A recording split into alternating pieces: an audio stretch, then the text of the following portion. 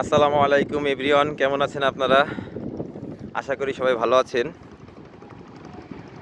আলহামদুলিল্লাহ। আমি এখন আছি হচ্ছে মোংলার স্পিডবোট ঘাট। এই যে এখান থেকে স্পিডবোট ছাড়ে। যাক, আমি একটা বিশেষ উদ্দেশ্য নিয়ে আসছি আপনাদের সাথে কিছু কথা বলতে। বিশেষ করে যে ঝড়টা আসতেছে, রেমাল নিয়ে কিছু কথা বলার জন্য আমি আসছি। এবং বাংলাদেশের আবহাওয়া বিষয়ক কয়েকটি বিষয় আমার কাছে মনে হলো, সেই বিষয়গুলো নিয়ে আজকে একটু আলোচনা করতে চাই। ঝড়টি পূর্বের আয়লা, সিডর এর থেকে আরও ভয়ঙ্কর হিসাবে আসতে পারে। কোনো একটা ঝড় আসার পূর্বে সমুদ্র উপকূলবর্তী অঞ্চলগুলোতে নদী এবং আকাশ জানিয়ে দেয় কোনো একটা প্রাকৃতিক দুর্যোগ আসতে যাচ্ছে। আকাশের এই সাইডটা যদি দেখানো যায়, এই যে এই সাইডটা সম্পূর্ণ মেঘাচ্ছন্ন এবং ভারী। পূর্বের যে ঘূর্ণিঝড়গুলো হয়েছে সেই সমস্ত ঘূর্ণিঝড় অতিক্রম করে যাবে বলে ধারণা করা হচ্ছে। এবং ঝড়টি এখনও নির্দিষ্ট একটা স্থানে বঙ্গোপসাগরে।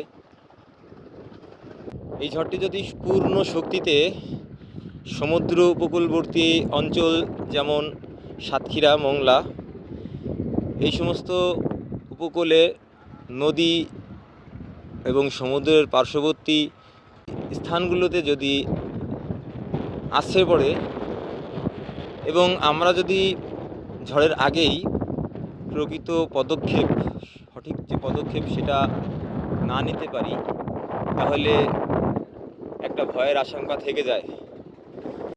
বিগত বছরের আবহাওয়া সংবাদগুলো পর্যালোচনা করলে বোঝা যায়, বাংলাদেশে এপ্রিল থেকে জুন মাসের ভিতরে প্রায় প্রতি বছরই একটা ঘূর্ণিঝড় অথবা জলোচ্ছ্বাস হয়ে আসছে। ঝড়টি বিভিন্ন আবহাওয়া অধিদপ্তরের তথ্য অনুযায়ী 80 থেকে 120 কিলোমিটার ঘূর্ণায়মান অবস্থায় আছে এবং এটি নির্দিষ্ট সীমানার ভিতরে ক্রমান্বয়ে ঘনীভূত হচ্ছে। নিম্নচাপ থেকে উদ্ভূত ঝড়ের নাম দেওয়া হয়েছে রেমাল। সংবাদপত্রের ভিত্তিতে এবং আবহাওয়াবিদদের মতে, রেমাল যদি পূর্ণ শক্তিতে স্থলভাগে অগ্রসর হয়, তাহলে এটি বাংলাদেশের সর্বোচ্চ যে ঝড়গুলো ছিল, যেমন সিডর এবং আয়লা, তার থেকে কম কিছু নয়, বরং আরও ভয়ানক। মোংলা মূলত একটা দ্বীপ, যার সাথে অন্য কোনো জেলা, উপজেলা অথবা বিভাগের সাথে সরাসরি কোনো সংযোগ নেই।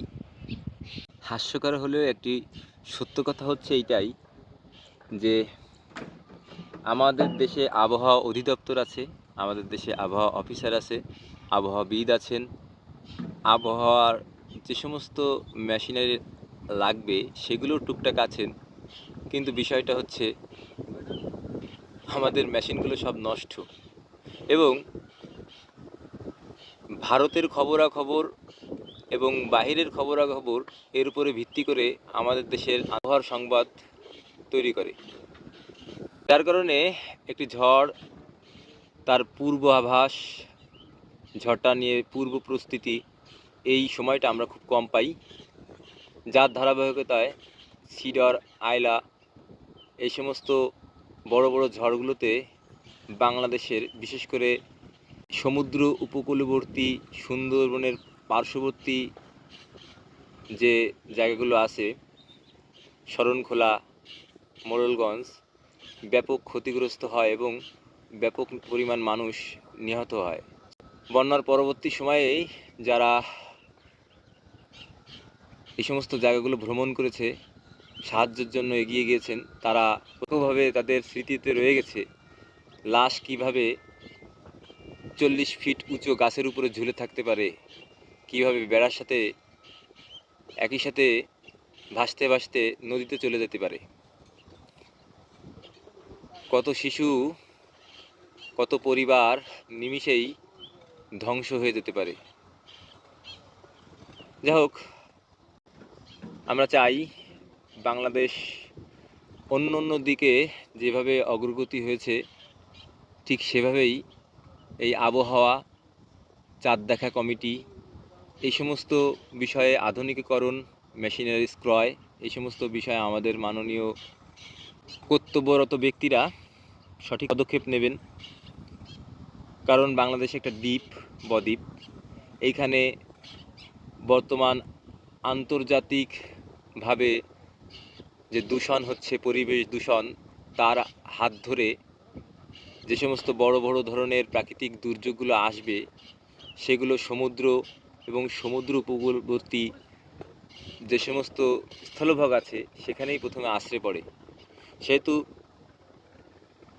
আমাদের উচিত আমাদের আবহাওয়া অধিদপ্তরের যে সমস্ত বিষয়গুলো এখনও আছে অমীমাংসিত অবস্থায় এবং অকার্যকর অবস্থায়, সেগুলো ভালোভাবে পূরণ করা।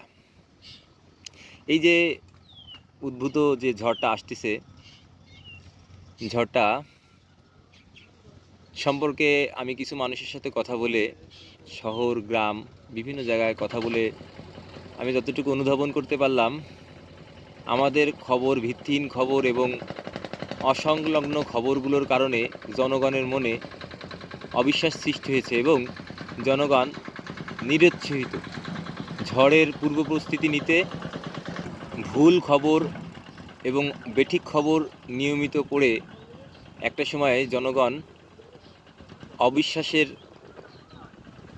একটা জায়গায় নিয়ে নিয়েছে। কোনো ঝড় বা জলোচ্ছ্বাসের সতর্কতা এখন বাংলাদেশের মানুষ, এমনকি উপকূলবর্তী এলাকার মানুষও বিশ্বাস করতে চায় না। যার দরুন পূর্ব প্রস্তুতি, আসলে ঝড় মোকাবেলা করার ক্ষমতা মানুষকে আল্লাহ তাআলা দেননি, তবে পূর্ব একটা প্রস্তুতি আছে বা সতর্কতা আছে, যেটা নিতে হয়, নেওয়া উচিত, প্রত্যেকেরই নেওয়া উচিত।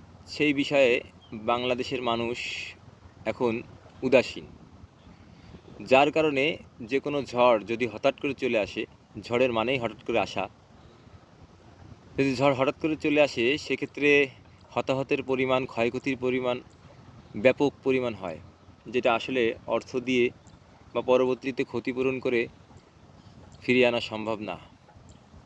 দীর্ঘদিন ধরে সৃষ্ট নিম্নচাপ যে ঝড়ে পরিণত হয়েছে, সেই ঝড়টি এখন বঙ্গোপসাগরের দক্ষিণ অঞ্চলে অবস্থান করছে, যেটি আমি যে স্থানে বসে আছি মোংলা, সেইখান থেকে 665 কিলোমিটার দূরে অবস্থান করছে এবং অন্যান্য পায়রা বা চিটাগাং যে বন্দর আছে সেইখান থেকে এরকম 600 থেকে 800 কিলোমিটার দূরে অবস্থান করছে।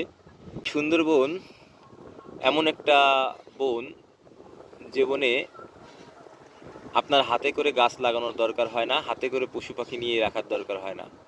শুধু এদেরকে এদের মতো ছেড়ে দিলেই, এদেরকে ধ্বংস না করলেই এরা এদের মতো করে বেড়ে ওঠে। বনের গাছগুলোকে বলা হয় চিরহরিৎ গাছ, যে গাছের মূল বৈশিষ্ট্য হচ্ছে ফলটা গাছে থাকা অবস্থায় পরিপক্ক হয়, হয়ে শিকড় গজায়, সেই যে শিকড়টা অবস্থায় ফলটা পড়ে এবং সেটা নরম, যেহেতু সুন্দরবনটার চারপাশে হচ্ছে নরম মাটি, ভিতরে অনেক নদ নদী খালবিল, সেই কারণে এই খালবিলগুলোর ভিতরে যখনই জোয়ার ভাটার পানি আসা যাওয়া করে তখন মাটি নরম থাকে।